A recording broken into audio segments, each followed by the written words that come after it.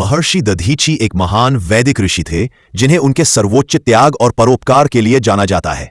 उनका जीवन जन्म से लेकर मृत्यु तक कर्तव्यनिष्ठा, तपस्या और जन कल्याण के आदर्शों को दर्शाता है।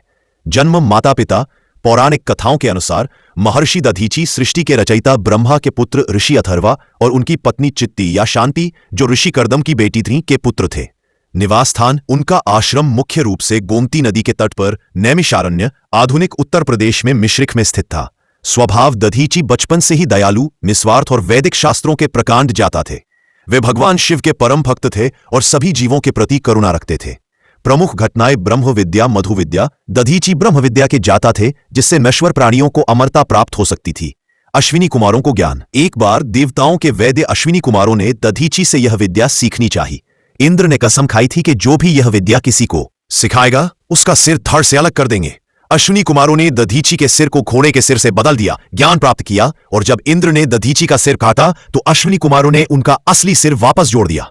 शस्त्रों का दान। एक अन्य कथा के अनुसार जब असुरों ने देवताओं को हरा दिया तो देवताओं ने अपने हथियार दधीची के पास सुरक्षित रख दिए। लंबे समय तक जब देवता वापस नहीं आए तो दधीची ने उन हथियारों की शक्ति को मंत्रों के माध्यम से पानी में घोलकर पी लिया, जिससे हथियार उनके शरीर का हिस्सा बन गए। महान बलिदान। मृत्यु। ऋषि दधीची की कहानी का सबसे महत्वपूर्ण हिस्सा उनका अंतिम बलिदान है, वृत्रासुर का प्रकोप। वृत्रासुर नामक एक शक्तिशाली राक्षस ने स्वर्ग पर कब्जा कर लिया और देवताओं को हरा दिया। ब्रह्मा जी की सलाह, भगवान विष्णु की सलाह पर देवताओं के राजा इंद्र ब्रह्मा जी के पास गए। ब्रह्मा जी ने बताया कि केवल महर्षि दधीची की हड्डियों से बने वज्र हथियार से ही वृत्रासुर को मारा जा सकता है, क्योंकि दधीची की हड्डियां उनकी तपस्या के कारण असाधारण रूप से मजबूत थी। अस्थियों का अनुरोध। इंद्र और अन्य देवता दधीची के आश्रम पहुंचे और उनसे विश्व कल्याण के लिए अपनी अस्थियों का दान करने का अनुरोध किया। स्वैच्छिक त्याग। दधीची ने सहर्ष लोक कल्याण के लिए अपनी हड्डियों का दान करने की सहमति दी। उन्होंने योगिक शक्तियों के माध्यम से अपने प्राण त्याग दिए।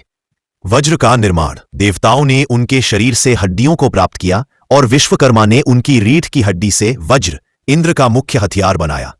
इस वज्र का उपयोग करके इंद्र ने वृत्रासुर का वध किया और स्वर्ग को पुनः प्राप्त किया। महर्षि दधीची को उनके इस अतुलनीय त्याग के लिए हमेशा याद किया जाता है, जो ये सिखाता है कि जन कल्याण के लिए आत्म बलिदान सबसे बड़ा धर्म है। उनकी पत्नी सुवर्चा ने, जो उस समय गर्भवती थीं, अपने पति के बलिदान के बाद अपने गर्भ से भ्रूण को एक पीपल के पेड़ के नीचे निकालकर सती हो गईं। उस बच्चे को पेड़ ने पाला और वह बाद में पिप्पलाद ऋषि के नाम से प्रसिद्ध हुआ, जिन्होंने प्रश्न उपनिषद की रचना की। धर्म ग्रंथों से जुड़ी कहानियां सुनने के लिए चैनल को लाइक, सब्सक्राइब जरूर करें।